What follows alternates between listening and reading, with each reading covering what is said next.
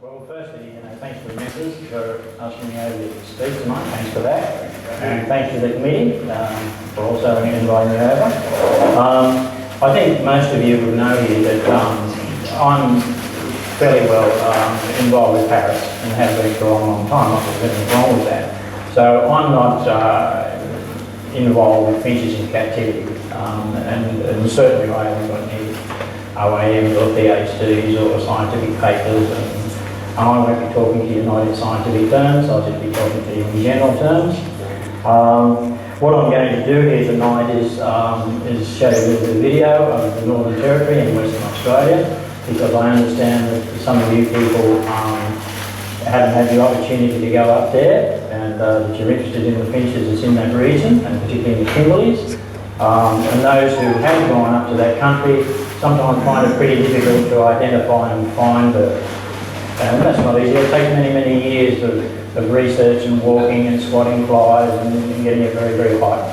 And as a trapper who worked in that area, I can tell you it's not easy country to work in if you're going into the trapping part.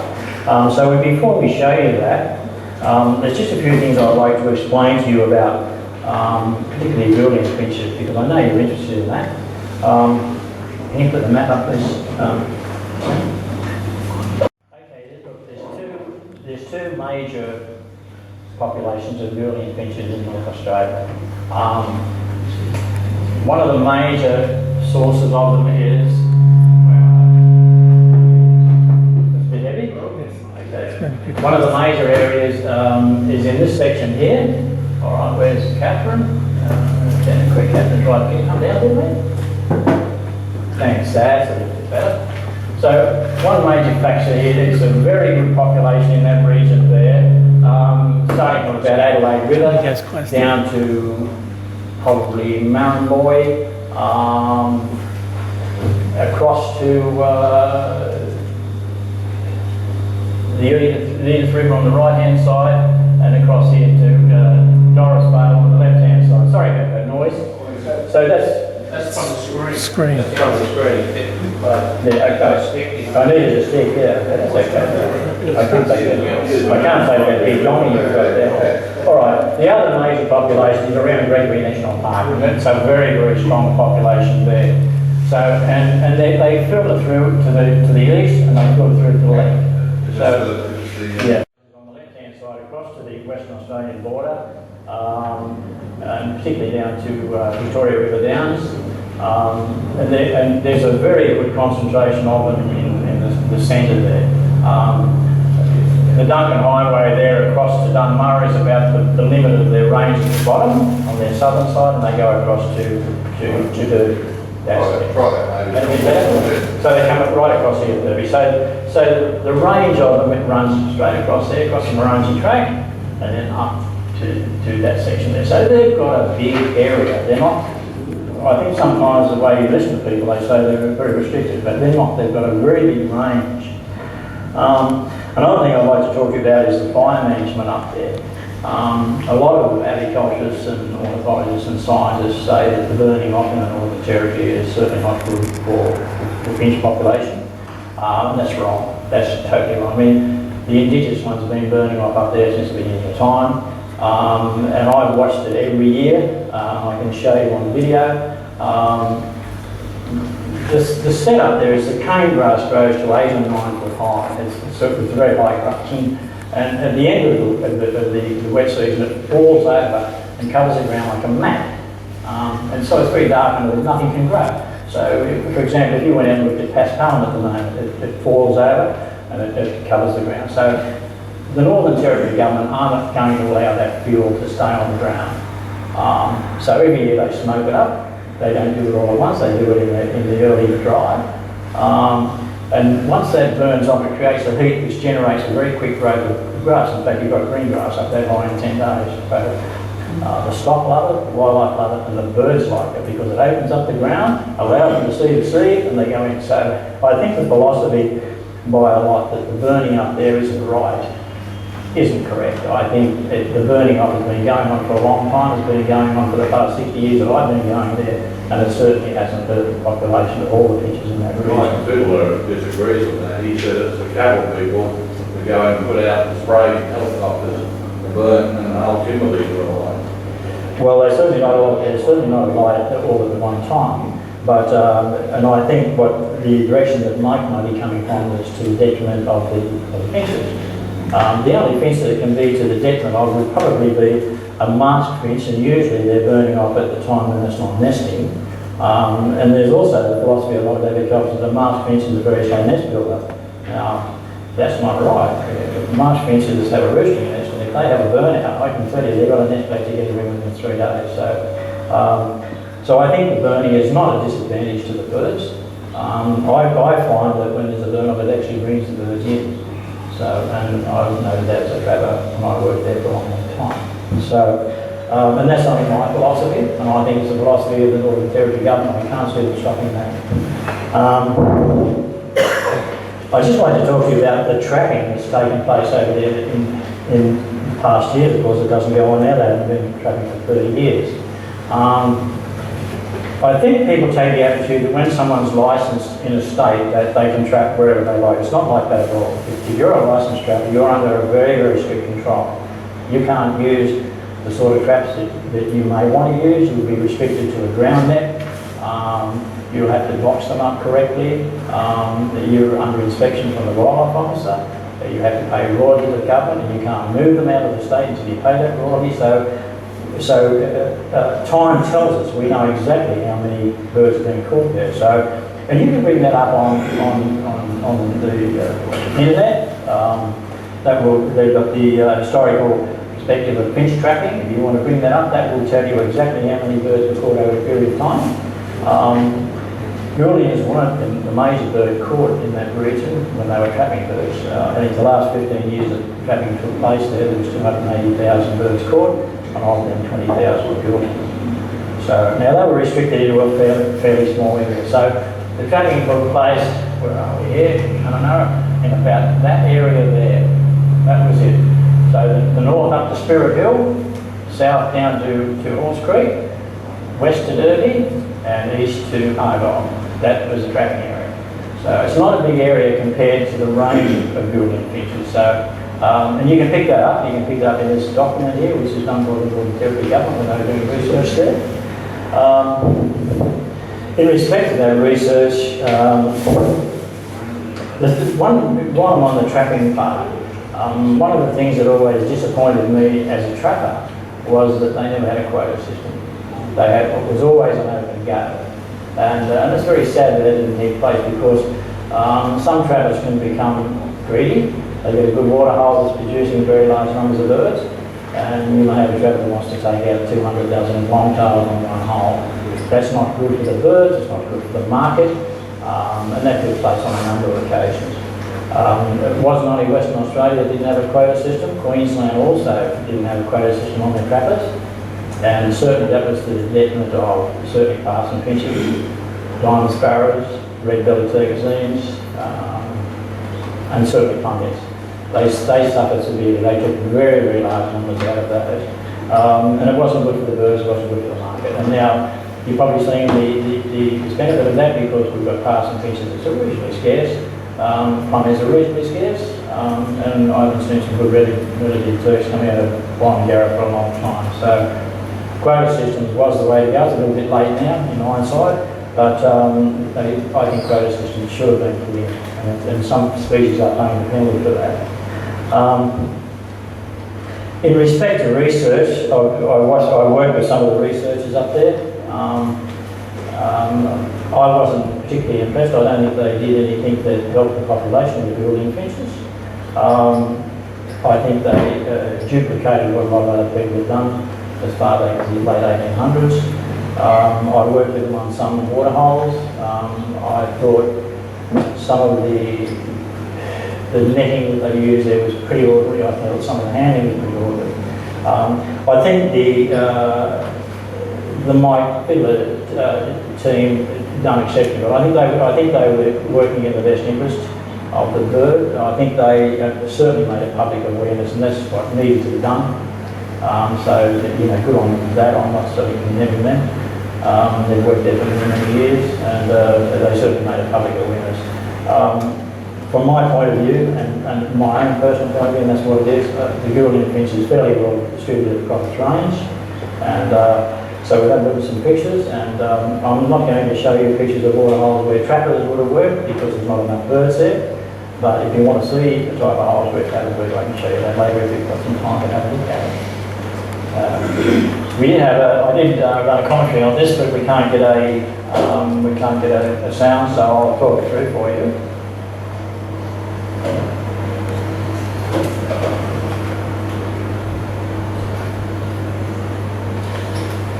That's the waterhole in the Invery Hills. That's the waterhole that the researchers worked on for how many years, I don't know. That was one of the best waterholes in the Northern Territory, and it sort of flogged out with the type of work they were doing there. It may take some time to come back. It's one of the last holes to dry up in that Invery region, but in the past it has been a very, very good hole, and I've seen very, very large numbers of birds there.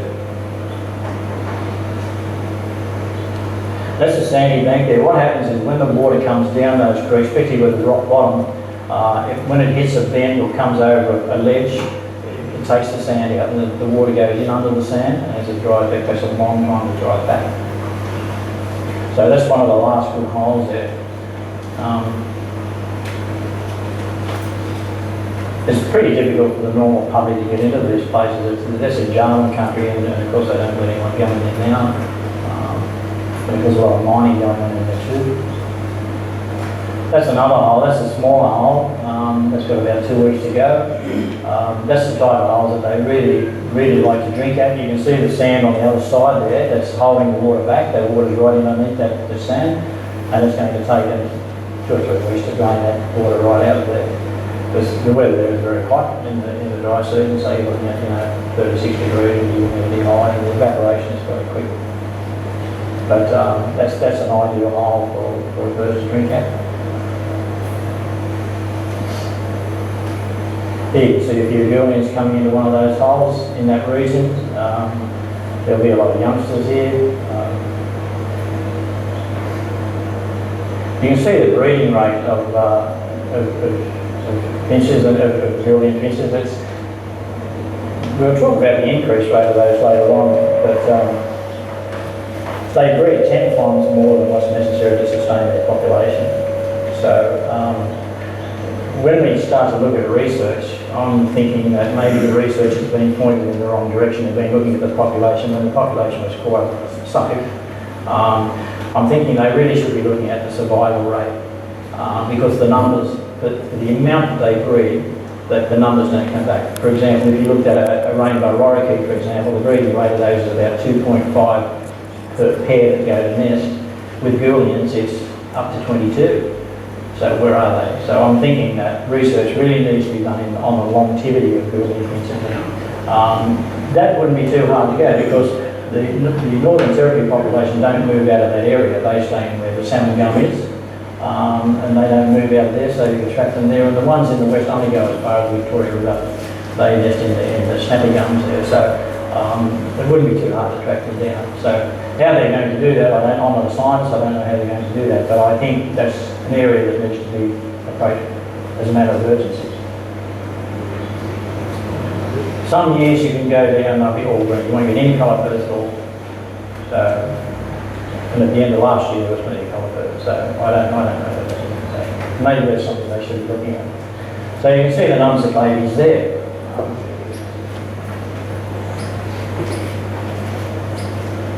It's not possible to photograph them all on a waterhole because you've got them in front of you, so you can't get the ones going around behind you. But there's certainly some nice little babies there.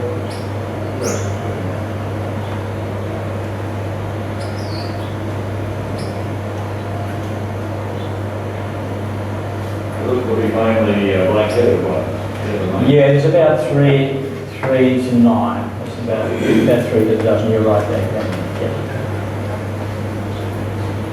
There's been a bit of a downturn in longtails and marsh over the last 10 years.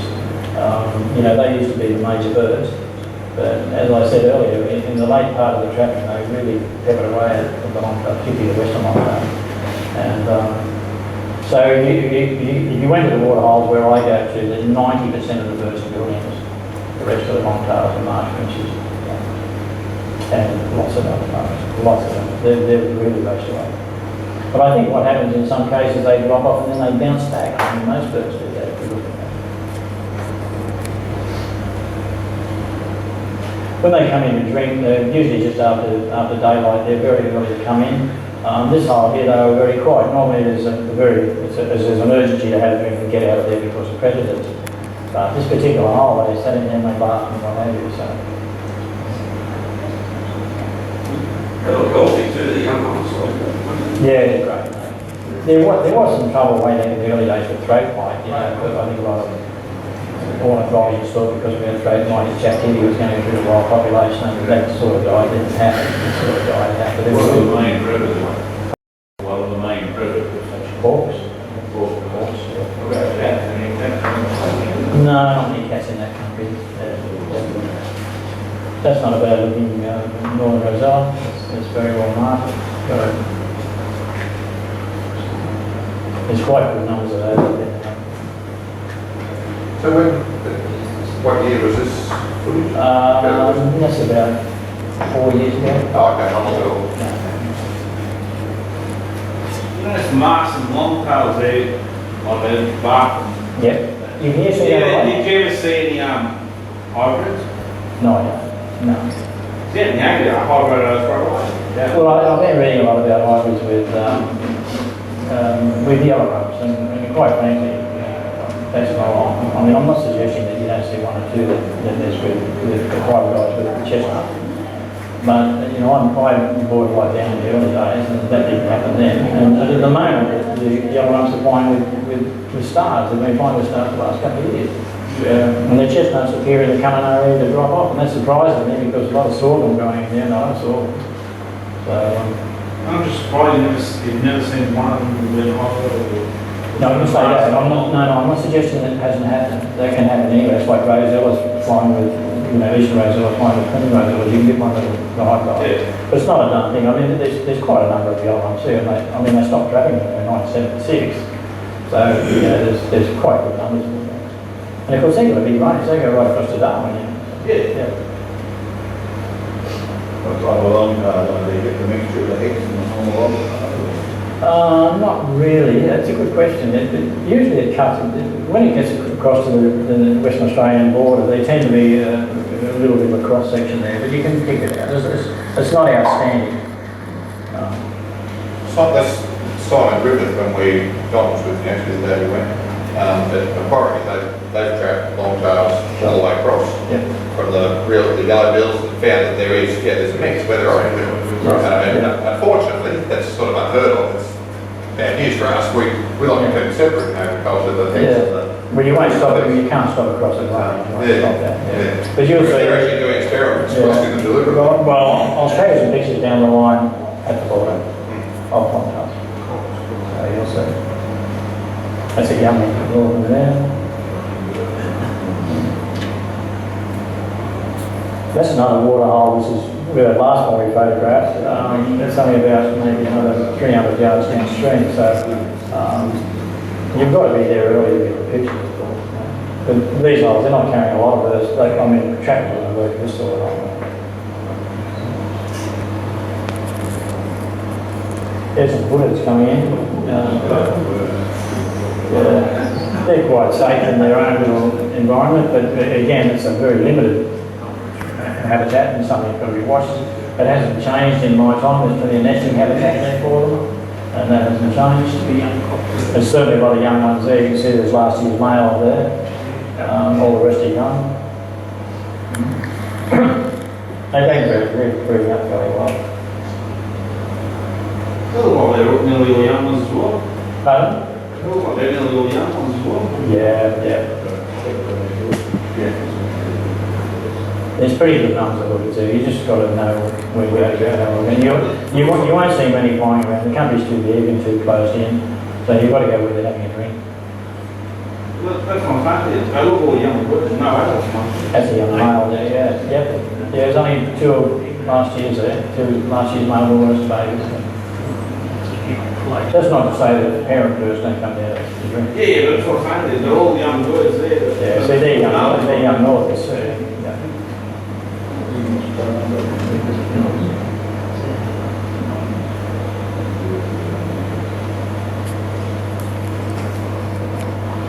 what I've done there, I photographed them after all the honey eaters are finished. The honey eaters went first, then the doves come in, and then they bowl off, and then they give the finches a bit of a go.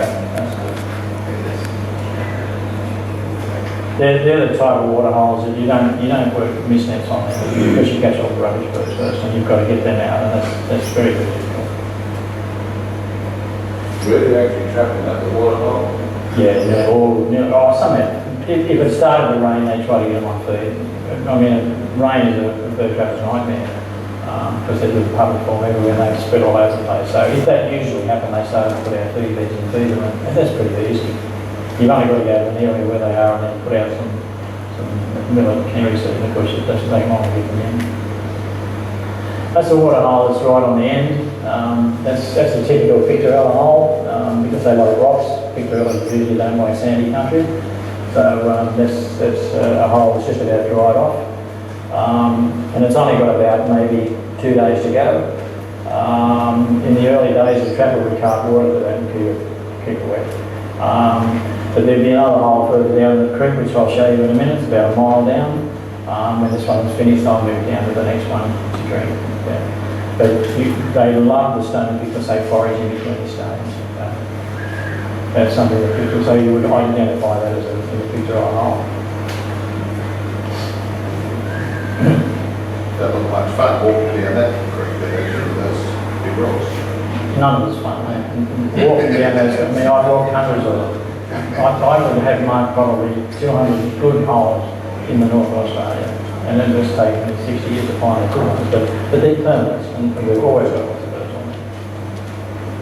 That's another picture of a hole. You see the rocks there, so they certainly like that. That's got about 3 weeks to go. You go every year to... Yeah.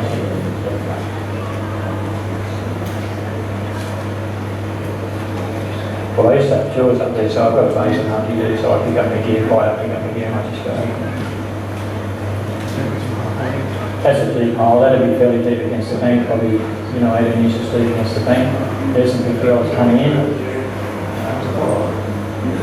You see they've been differently to buildings. Buildings put their head down and suck the water. These are up and down, and very seldom will they bathe. So you see a lot of youngsters there that had a good year there.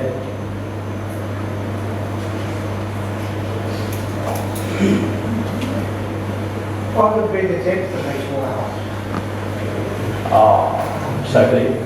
Against the bank, we're usually coming out to nothing. So at that time of the year, that waterhole, there'd be probably 6 weeks water there. With not counting that one down the creek, it'd be about 6 weeks cut out. They probably move out to the war country then. As you can see how when they finish drinking, how they forage around. They come in waves. Usually you'll get 200 or 300 come to a tree and they'll drink, and then they move away and another group will come in. So there's about 2 hours of action and then it's finished. 8 o'clock it's all over. So if you haven't got down the creek and take your photos before daylight, it's finished by 8 o'clock. So what sort of range do they think that the birds would fly, to get the water? an area, say in an area? Well, they'll come to the same water hole until it cuts out. So what distance they fly out, I don't know. Yeah. But because you can get whatever there's water there, they'll continue to come to it. Yeah.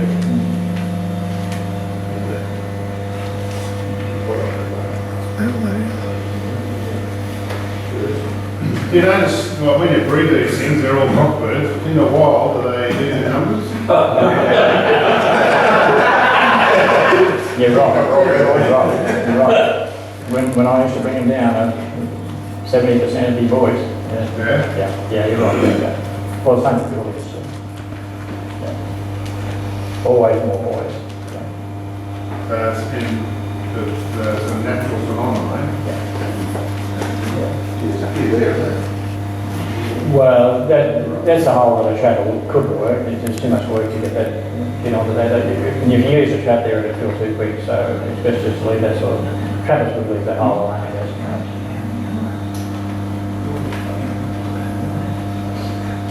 What is the trap, you would trap them all though, that young, would you? Pardon? Trap them all though, that young. Yes, you would. I reckon. Yeah, you take into account. Fluoro. What was the question I missed? It? The question was, would you take them as they come? Yes, you do. You do, yeah. Young, old, One time when they come back and talk to you about trap and what you have to go through, it's not good. It's hard work, very hard work. You know, no, I believe it would be yeah, hard. yeah, especially coming from Sydney to go up there. And what you've got to take and what you've got to go through.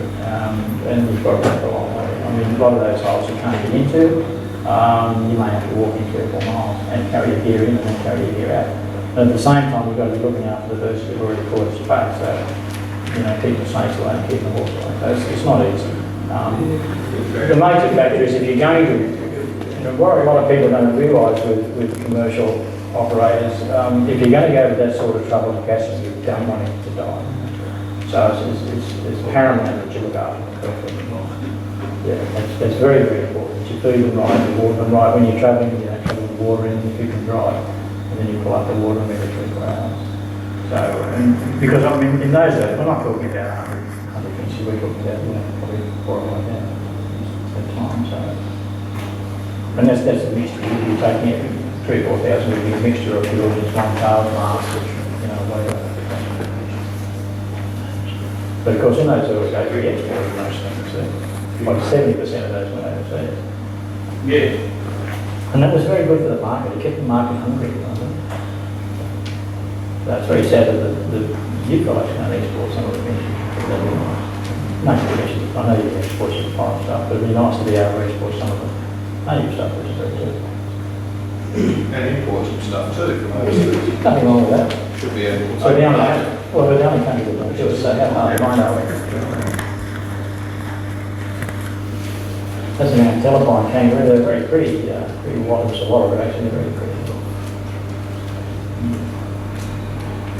They were very wary of me. Those 3. They came down to have a drink, and they knew I was there. They weren't very impressed. Sam, what sort of a hide, you're in a hide, I presume? I wasn't. I was in the open. I just sat there in the open. Right. So, how As close? long as So you. you're fairly close to them. Oh, from here. Yeah. You know, for those areas, as long as you don't move, they don't take any notice of you. It's only when you sit on the system. They don't do the noise.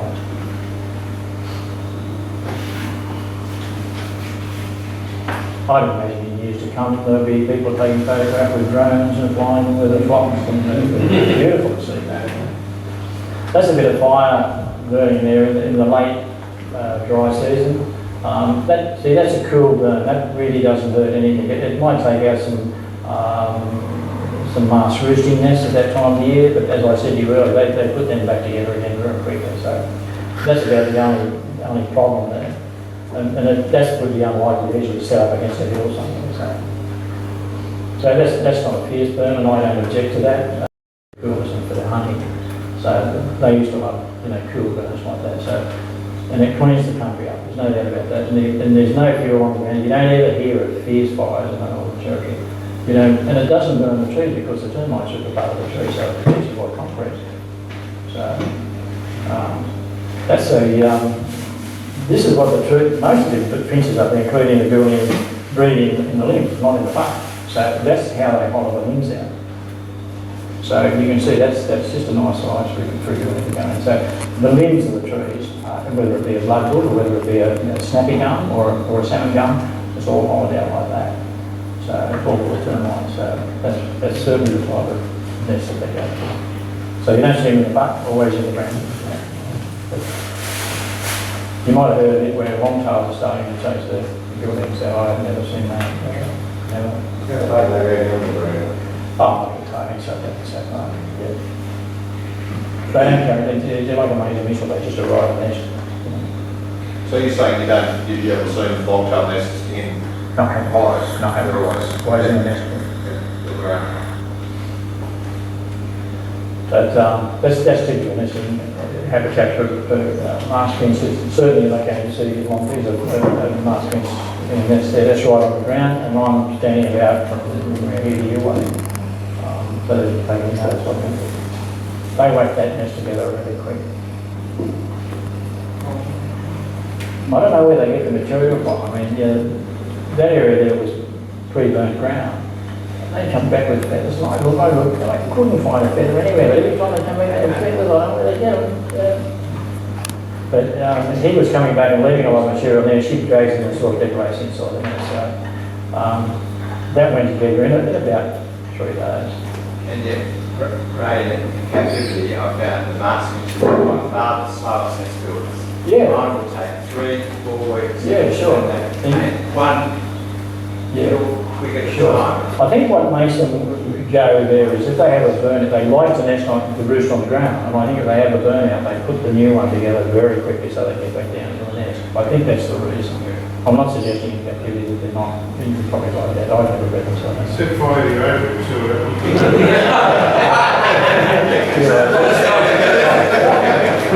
It's not even you do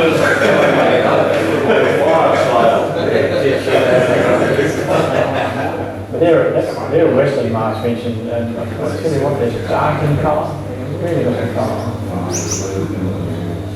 Well, it's interesting because I was pruning some trees or shrubs in this big area, and I chucked the prunings on the floor and it was just too slack to remove them.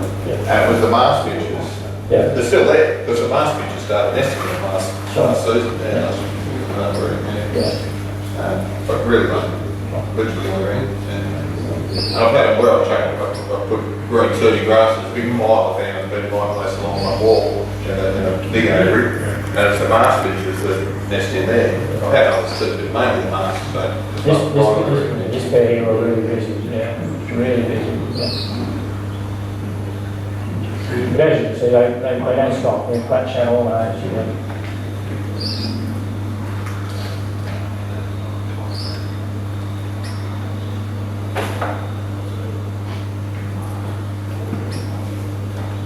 They treat all that.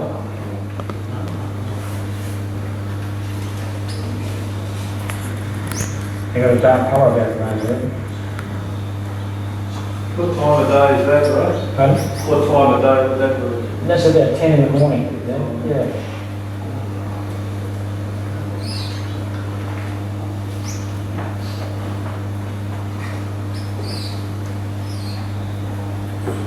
A proud little bird.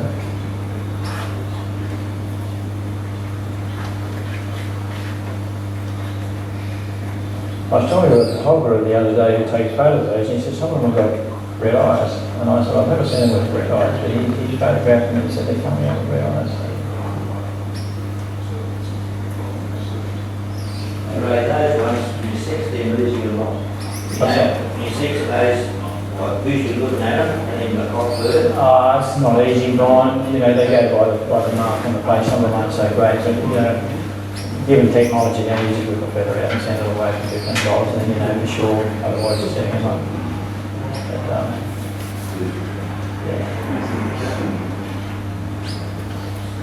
that's the bloke Finch, of course, in pandamas. They stayed in the pandamas. So, I threw a bit of feed down here, and you can see the numbers that come in.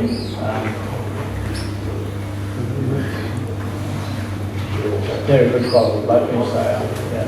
Got a young ones there.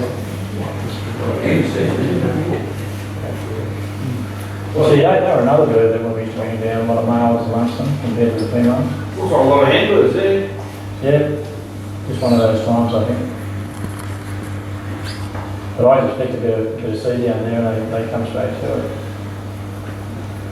So the western one is a very nice, like it's a very hardy bird compared to the eastern one. And of course he's got that black cap compared to the eastern one with a grey cap.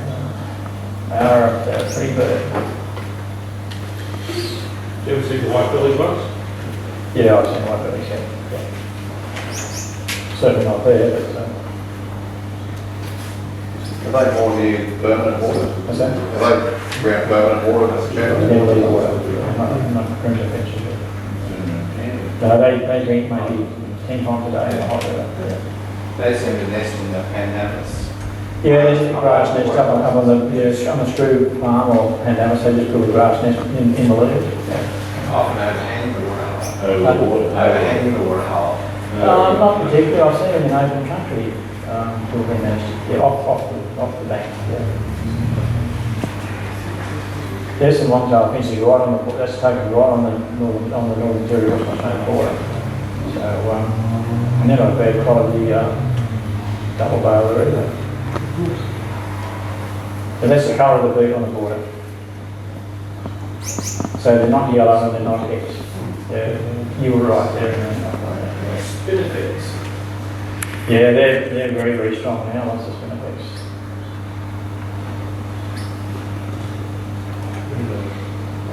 They're a very strong flyer too. Yeah, they are. Yeah. They're in very, very big numbers now. Yeah.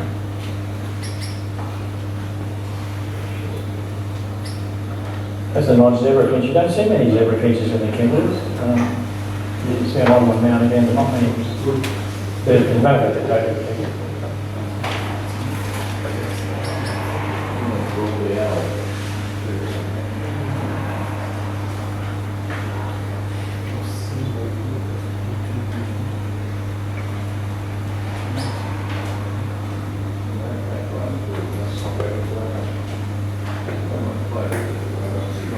They've really, in the last 10 years, they've really come up in numbers, and black front double R, so they're very, very strong.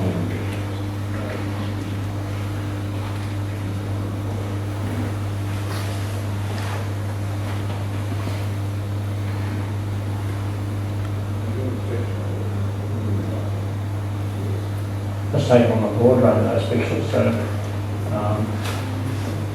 they certainly don't mind coming out and over the country. That's a few star finches I picked a bit of seed down, as you can see, and that's about the average colour. There's been a lot of controversy about the colour. Did you get that? Yeah, you said that's from Derby. There's a big difference between the colour of the stars and to the go south. When you go down around the south of Derby, Real, almost like. really light. So, Yeah, really like. Where's that taken? and that's Kununurra, right in town. Yeah. They're very, very thick there at the moment. Like the last couple of years, they're really up in numbers.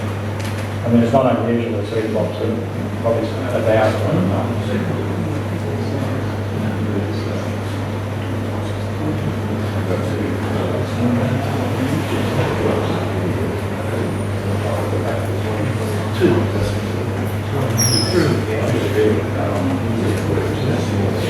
Like I said earlier, the chestnuts has moved out of that country. That's unusual because of the food that grows there.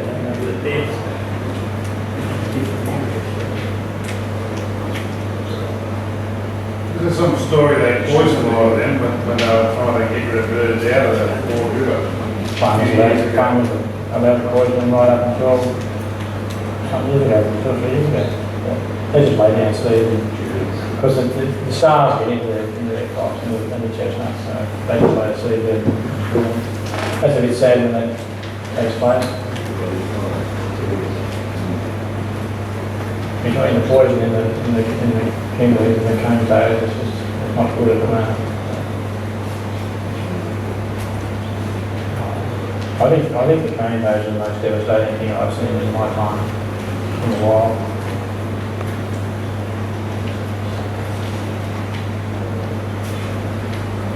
Have we that much, eh? No, very few. I think of all the years that I was there, I think 1 or 2 was about it. And they were the teenagers, and they didn't have, they were yellow all over. That Shirley gave a talk there last Friday up at our club. She was saying that the yellowheads in those, in the really, I think that 0.1%. The population.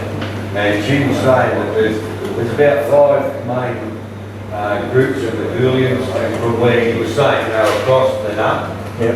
She said genetically they're all related. Yep. With the DNA, so. Yeah. But I can imagine over the years they've moved from place to place, I wouldn't doubt that. I'm not a scientist. I just look at them in the water holes and I see the numbers and I think they're fairly safe across their range. I don't think they were in danger in Well, you've only got to talk to people in Australia, around Australia and everything else, and the amount of Booleans they see. Yes, yeah. If you're prepared to walk the creeks, and that's not easy because sometimes you've got to walk in beautiful miles, but if you get a creek and it's got a stone by it, you know it's going to get a bit of pace up, it's going to go down, and eventually it's going to hit a bend. And when it hits the force of it hitting that bend will turn and it flushes the sand up, and you'll get a permanent hole. And that permanent hole will stay there for probably 100 years. I mean, all the other creek dries up, but that's always got water. So, in this next tape, I'll show you what's going on here. It doesn't go very well. Yeah, just don't worry about this one.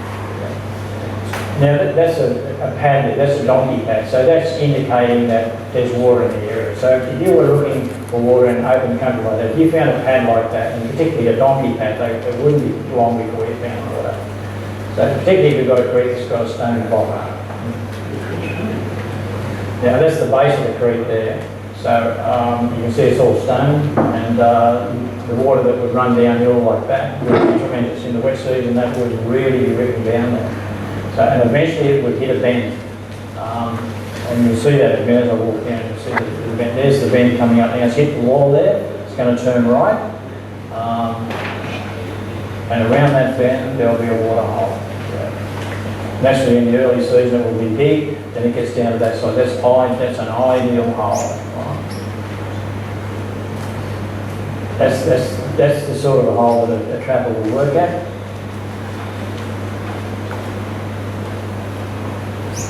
There's 5 holes on this creek, and I wouldn't like to estimate how many birds are on this creek, but that's many, many thousands. And it's been like that ever since I remember. So that's bird out country. Now they say that, you know, it frightens the birds away. You'll see in a minute, what I've done on photographs, and that's only just been out in the last couple of days. And you'll see the birds that it brings in. That exposes the seed and they move into it. Only a little muddy hole, but it's a rocky hole, so you know what's going to come in.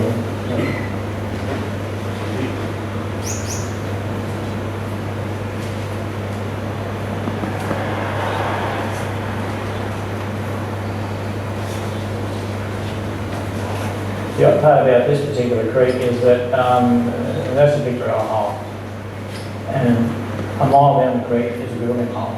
And they don't go to each hole, they stay there on hole. That's unbelievable, and it's been like that ever since I can remember. So this is basically a picture of a hole, and it's a good one too. I've seen thousands come to this one, well, they do every year. So as you can see, they started to mob in.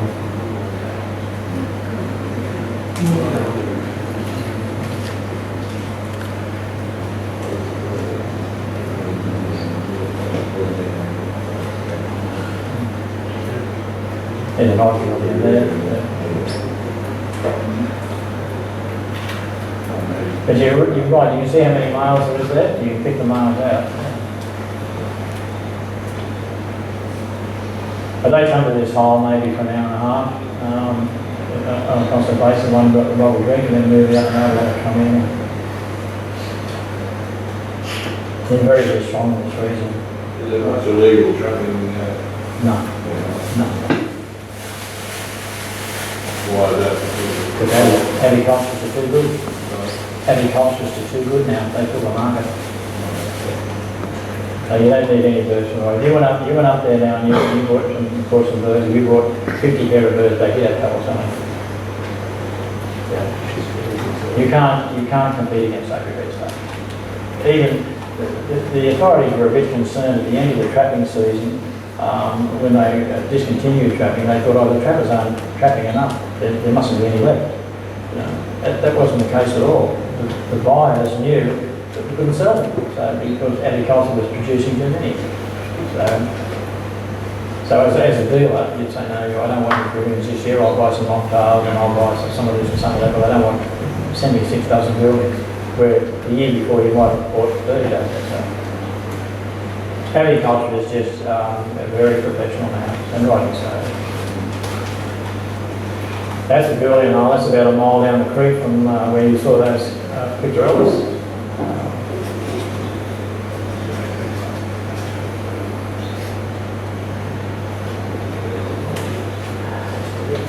There's a fair few coming into colour in this one. They come to this hole for about 2 hours.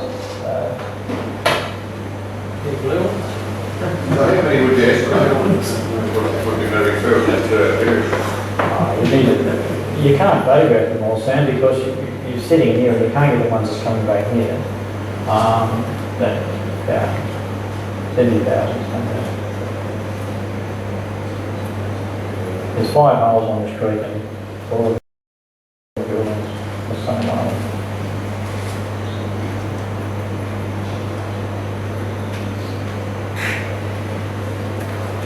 Because I'm not a good photographer and I haven't got a good camera, but I'd imagine someone with a good camera gets some nice pictures there.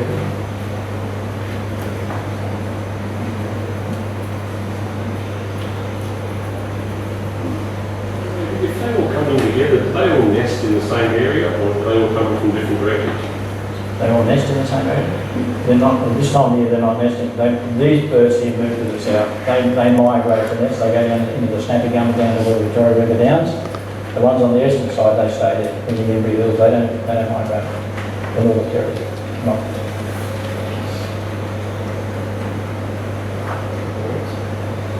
A lot of the hen Julians, the blackheads, the white, sort of washed out. There's one there with a nice blue back there. Is that the camera or is it they actually like that? What's that? The blue on them? There's only one blue one there. Yeah.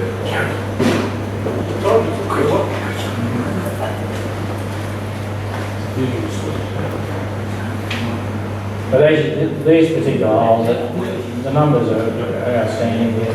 So there's a blue back on there. That's blue, good. Yeah. They're in specialised though.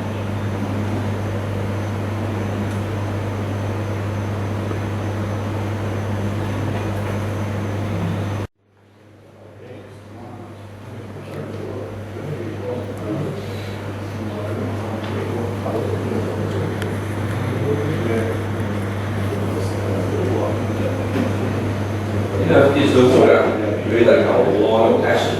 Yeah. No, it's just a dirty water hole. Yeah, it's just a dirty water hole. Honey, is it? Huh? That's some honey, is it? Right, yeah. Yeah, so that's there's lots of bush. Well, there was a lot on this year. There was a lot of budgies there. That's taken 2 years ago.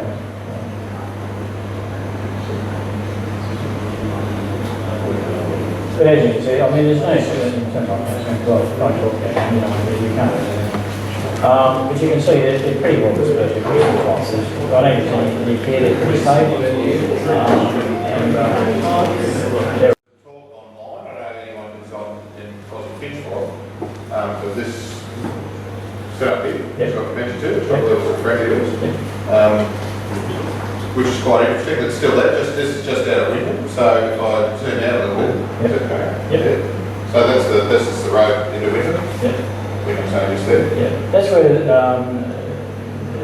Mike could have done most of his research in that region. Nothing wrong with that. That's, they have a lot coming into town there, and nothing wrong with that.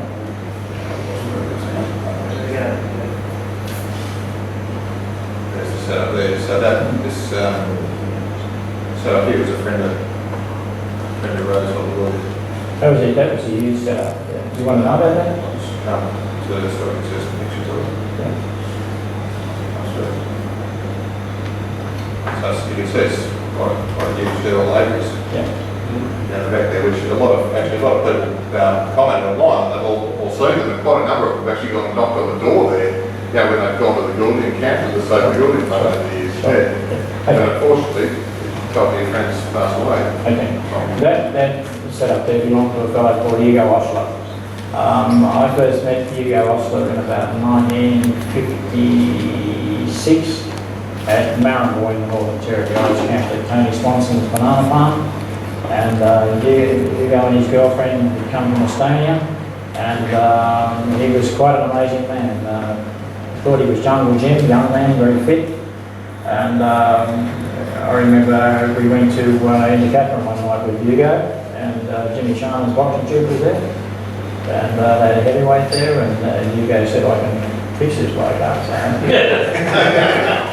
We said, well, you're sure? And he said, yeah, I'm pretty sure. So we can get 10 to 1 on you, Hugo, if you can put him away. But Hugo fixed him in about 3 or 4 seconds. So he was a very strong, big man. Being Estonian, he just wanted to do things in his own way. he saw me catching a few birds and he wanted to try and imitate what I was doing, and it wasn't too bad. He caught a few. He had a camp to the side of where my camp was. The local policeman came over one day and he said, "Have you seen your horse, Ray?" And I said, "No, I haven't seen your horse." He said, "I'll have a look around." So I went over to Hugo's camp, and Hugo down at the hindquarters was in Hugo's pig pen with a brand still on it. So, needless to say, Hugo was out of the Northern Territory and he went across to Wyndham. And he became reasonably famous over there. The Bastion is named, the road to the Bastion at Wyndham is named after Hugo. It's called Hugo Oscar Drive.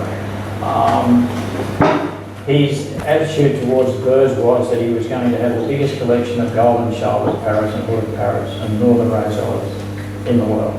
And the government would soon relent and allow him to trade internationally with them. Of course, that never happened. But he was a very abrupt sort of a man, but if you got to know him, he was very placid. That's why when they knock on the door, they still don't let you in there. So to get into that establishment was very, very difficult. But all those aviaries there, when he passed on, his wife asked me to go up there and help dispose of the birds, and there was 300 breeding pairs of golden shoulders without the young ones. He had some of the best northern rosellas I'd ever seen, with plum-headed northern rosellas. He had them with a blue front, and that was a famous collection of birds. And you guys are I saying, believe friend of Roy's as well. A lot of us probably know Craig Smealy, who's down in Geelong, he's a member of the club as well.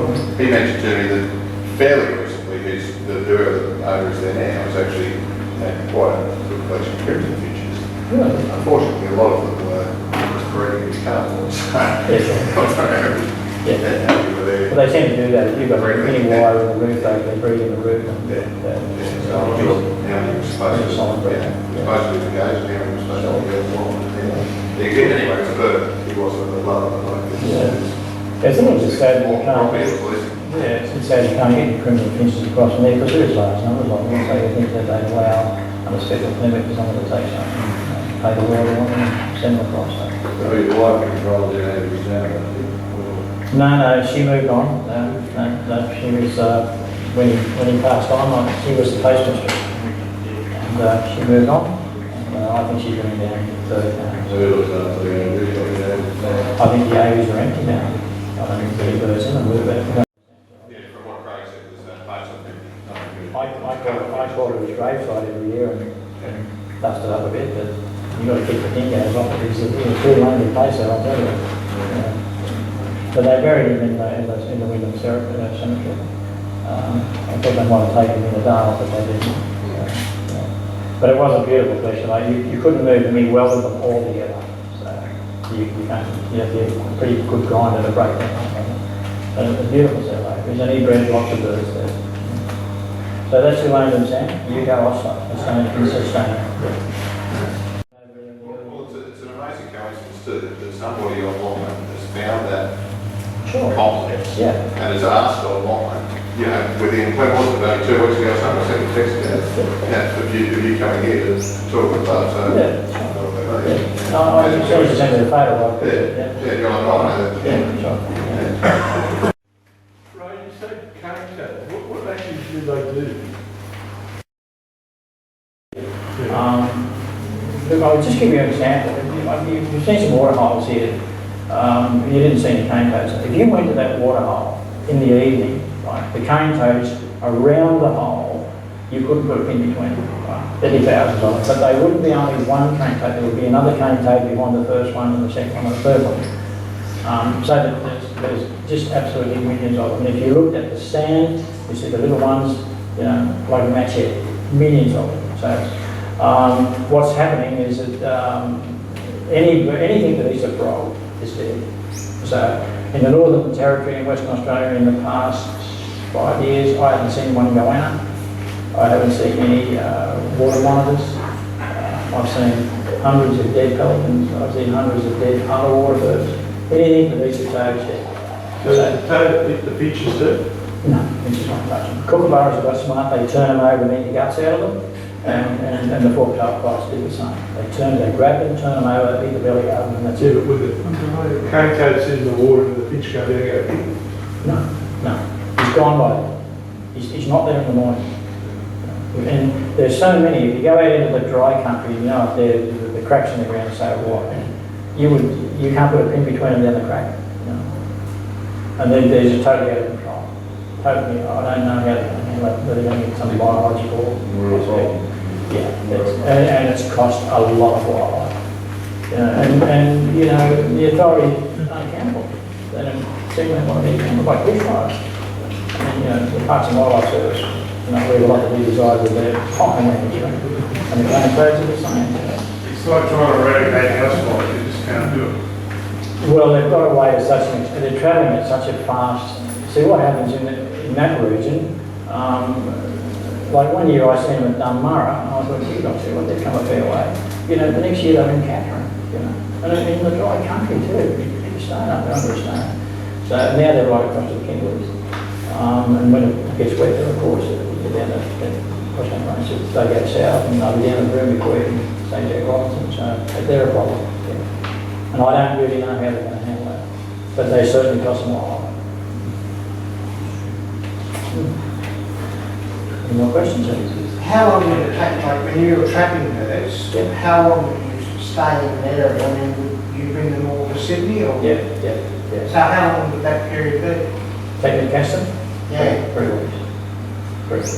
But the preparation is I only work one hole, one line, that was it, and leave it. And most of the other trappers done the same because they knew they wanted to come back to the you can see the numbers that come to that hole. If you prepare that hole properly, you get a lot of birds on one line on that. That's enough. By the time you cage them up, handle them, take them back to your base, and put your gear back out again, that's enough for that one. So within 3 weeks, you've got plenty of birds. Because the hole, I've just showed you some of those holes, there's large numbers of birds coming in there. And if you've got the right equipment, if you've got a ground net, you determine what you're going to take. If you've got a mist net, you're going to get all the rubbish. If you've got a trap, it's open to predators, and that can be a problem too. So ground net's the way to go, but to put a ground net on a water hole is extremely difficult compared to if you're going to put it on dry ground. On dry ground, you can peg it down, and you can shoot it net off 40 or 50 feet long or whatever. That sort of net is that long, is that wide. So you've got to make it on the frame. So you've got to carry all that frame in, let it all off, and then you've got to stop the birds from drinking where you want them to drink. So in the very early days, they used to use cane grass. They'd go and get bags of cane grass and they'd put it all around the hole, and the birds couldn't reach the water from the top of the grass. And we found that was a little bit hard work, so especially after the natives left us. Then we use hessian. We put sticks around the hole, put hessian across the top, put a bit of bird on the hessian, then they couldn't reach the water from there, so they had to go where we wanted them to drink. Then we found out they wouldn't walk on plastic, which was excellent. Wouldn't walk on plastic. So then what we do is get grey plastic, run it around the hole, it's very, very quick, and just put some stones on it, and then they have to come with it. So that's some of the secrets on projects. But it's not an easy job. It's the equipment you've got to take into that country, because once you go in there, you know, you've got to carry spare axles and spare tyres, and you've got to have a bit of mechanical knowledge, and you've got to be able to weld, you've got to be able to splice. There's lots in it. So I'm not sorry, I'm trying, I'll tell you. I'm still licensed, but I don't do much. You got mobile phones, yeah? You got mobile phones? Yeah, it was never those days. Yeah, I've got a lot of walking old players, man. I'm walking a few miles, especially to get motor parts. Yeah. And it's very difficult, because if you're a long way in there, you've got to, there's no one there, so you've got to walk out. And then you've got to get a lift from the main highway into town, and then you've got to get a lift back again and walk back in again. So that's not very pleasant. So you've got to make sure you've got plenty of space. It's hard to find somewhere to park the helicopter. Pardon? It's hard to find somewhere to park the helicopter. Yeah, sure. Yeah. But I think all those days are done now. But it's nice to look back and see, or to walk into those water holes and see them now, that the birds are still there in fairly good numbers. You know, I think most of the finches, and there's 11 species of finches in the Northern Territory and Western Country in the top end. They're all pretty safe. They're all in pretty good numbers. So does that mean, in your opinion, there was never a problem with saving early, never was needed? No, I think the major problem was, firstly, when we got that throat mite in the captive population. I think a lot of people thought, We fully Ackroyd. yes, that's right, yeah. I think a lot of them thought it was going to get out into the wild population, and that didn't happen. But, you know, there's caution, there's nothing wrong with that. I think for the time that I've spent in the bush, if you're going to make a species threatened or endangered, you've got to approach that with caution. Because if you don't do your homework and tick all the boxes, and then 2 or 3 years later they come back and fill it with numbers. I mean, that's happened across your black cockatoos, it's happened with the Perth parrots who've extended their range and come up in numbers. And I believe it may happen to good things too. So you can finish up with it on your face. You've got to be very careful how you do that. But for what I can see, I think they're fairly safe. But again, as I said with the Save the Goulding Fund, if they achieved nothing, at least they made a public awareness of it's a very critical offence and it's something we've got to watch. And the reason we've got to watch it is because they breed very good numbers. They breed because they're in a monsoonal area. If you get too dries, and considering what I spoke about earlier, where's the population going? I mean, they're breeding 10 times more really than what's necessary to sustain the population, like wood ducks. But the numbers aren't there. If you look around in the Parongo lorikeets, they're a massive population, millions, to the stage where they're almost a pest, they are a pest species. And we're not seeing that numbers increasing. So I think research into the lifespan is something that should be addressed. I really do. And I've been watching that now for 60 years. And as I said, some seasons I only see young birds come back. I don't see any coloured birds come back at all. The other question was, we were told that the reason why the burning off was ruining or interrupting the breeding of the building is because the seed that's building and were feeding their young took 3 years to mature, and they were burning it off every year.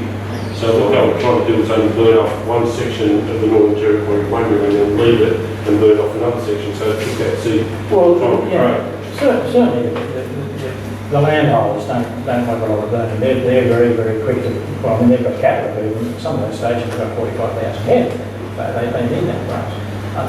And they do patch burning, and they've always got gradients and bulldogs available to let a little bit burn. And they do that early in the dry. So within 10 days you've got grass over that line. It's sweet burnt grass, they call it, sweet burnt grass. And the cattle love it and the cattle come on. So they don't, the whole country doesn't burn out. If you went up there, you'd see, you might see 10 mile going, and eventually hit a road and cut out. Yeah. But it doesn't, it's a grass fire. It doesn't burn like a fierce forest fire. And it doesn't burn the trees because every tree's got a termite around at the bottom of it, so it's a concrete, so that protects the trees. So cool burns are fine. I really don't think it does any damage to the bird population at all, any bird population. I don't. You think climate change is a real factor in the... Pardon? Climate change is a real factor in the I don't know. I think that burning's been going on there, as I said earlier, for a very long time. And the indigenous ones naturally burned it off. They wanted the green grass and much so they could hunt. They didn't want a fierce burn because they wanted the canopy for protection. And I think, really don't think it's as far as climate change that's going to do it. I think one volcano going off will do a lot more damage than the whole northern territory have a grass fire. Isn't the issue though that with the cattle, they've brought in that, they've got 2 or 3 different species of grass, and the Booleans feed on spear grass, and as they plant more of the other stuff, there's less spear grass? No, the only grass I see out there is cane grass. It's got the sorghum seed on it. And as I say, when they burn off, it exposes that and they go down and feed on it. So I think that's an advantage rather than being a disadvantage. Those videos, was that in cattle country or not cattle country? It's all cattle country. So Ray, what I've heard too is that with the gum trees, the hollows take 100 years. The gum tree needs to be 100 years old. The hollows just forming the branches, and the burn-offs have been killing the gum trees. So the Save the Goulding Fund has been building these nest boxes to put up on trees, and it's supposed to be successful. One of the major problems with the Goulding ranches where they breed is people taking them to make didgeridoos. I mean, they're taking thousands of them. They cut them up because they're hollow, like I showed you, and they want to make didgeridoos out of the damn things. So the quicker they stop that's a lot more than what burns, I'll tell you. But the fires aren't fierce enough to get up into the ground. So if you see a fire go through, you have a little fire there, but the canopy's fine, and the trees are still all standing up. Because it's not fierce enough. It's not like the fires are getting down in southwest and western Australia because they've allowed the fuel to build up. If you weren't to burn the grass off in the Northern Territory for 3 or 4 years, you'd have fuel there that burn what you're talking about. It would burn the trees down and take the hollows out because the first thing the fire wants to attack is a hollow tree. At the moment it can't get it because the fire's not fierce enough, and as I said, the base of the tree is protected by termite mound, so it's pretty difficult. I don't think that's the problem. And remember, those burns have been taking place for a long, long time. Do you find that buildings are completely unfavourable when it's a nesting site with long tails? Are the long tails dominating? No. You mean No, because there's a shortage of nesting sites happening. Are the long tails taking over their range? not at all, not at all. No. As I said earlier, long tails seem to be going back a bit. They're not the numbers there was, but as I say, they can bounce back. They're like chats. You don't see crimson chat for years, and all of a sudden you go out to the millions of the things. And I don't think that's a problem at all. And remember that they don't just nest in a snappy gum or a salmon gum. They all go for the bloodwoods, and there's literally millions of bloodwoods, and they holler out too. So there's no shortage of nesting sites. That's The cat industry must look at the bird, like with all the board they put in back up. What's it, mate? The cat industry must look at the bird with all the board. It allows them to extend their range, Brian. Yeah. That's been a big benefit to species like, Narita blue liners, scarlet chested parrots. I mean, scarlet chested are coming forward now with global Victoria. And it's because they can move across now to get water. That's a good question. That's fine. What type of distances do you think they're able to travel? Between the nesting sites and Oh. Well, you're talking about Googans. Googans really don't have to travel far. If they come out of, for example, the coast above Wyndham, once they get in that cardboard range, you get the snappy gums, especially down through Jasper Gorge and what have you. I mean, there's literally millions of them in the hills, and they love that hilly country. So and that goes right down as far as Victoria River Downs. Now, as soon as they get to the Downs country, you come into plain country. There's no trees whatsoever. So the finches aren't going to move out of there. The only finches down there is a few zebbies, and certainly plenty of trained finches because they start getting to the rocky country. And there's certainly no shortage of those right through the deserts, whether it's the Queen Victoria Desert or whatever. There's plenty of painted finches, and they go right across to the west coast. There's no shortage of nesting sites, but I think with buildings that plain country stops there. That's where they stop. I mean, that's what pigeon country. So that's very good. I know you're North Territory in Western Australia, is the area that your expertise is, but the buildings in Queensland, across that far, seem to be... Sam, as a trader, I never ever purchased building pieces from Queensland. Not in my time. I got it in 1949. And I never ever purchased a building piece from Queensland. They all came from Western Australia. Because I know the Maria wetland thing, I've spoken to, I know John Griffith from the Far North Queensland Club, maybe I'll get him to come and talk, because they've got some grants from the government that like Originals have, that are sorting out all that stuff, and they've got, apparently they've got hundreds of, open sources. So they kept it right for a while. Yeah, they're very, well, That place is full of cattle, isn't it? Yeah. Full of cattle. in that area, yeah. Cattle size, and that's simple. But they've really got it going, apparently, there's a hell of a lot of, they let it go, because Wild cattle race. well, they're all captive raised, because they're ready to go. Originally. They're breeding in this. Well, I'm not sure, but they say that they're wild. That'll be interesting.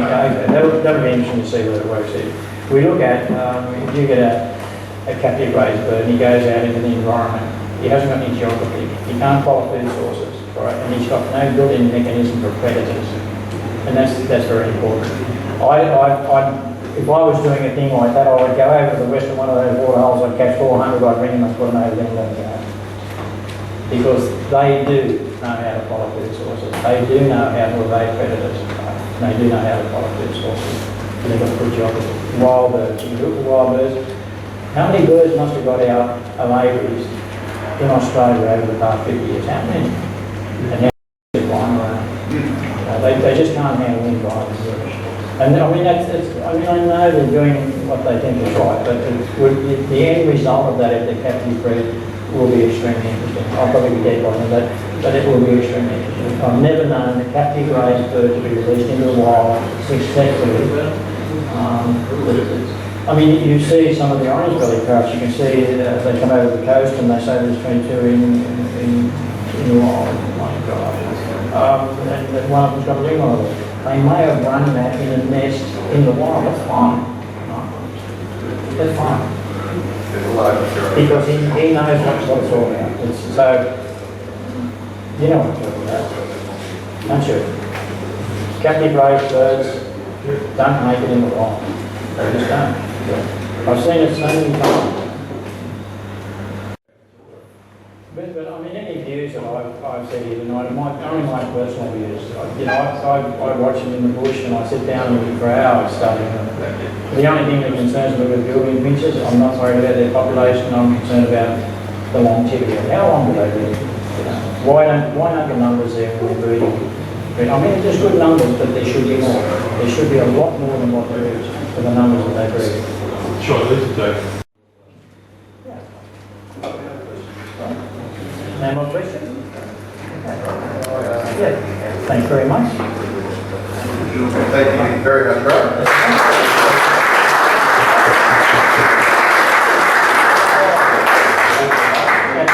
Absolutely wonderful. Yeah, absolutely wonderful. Thank you so much. Yeah, thank you.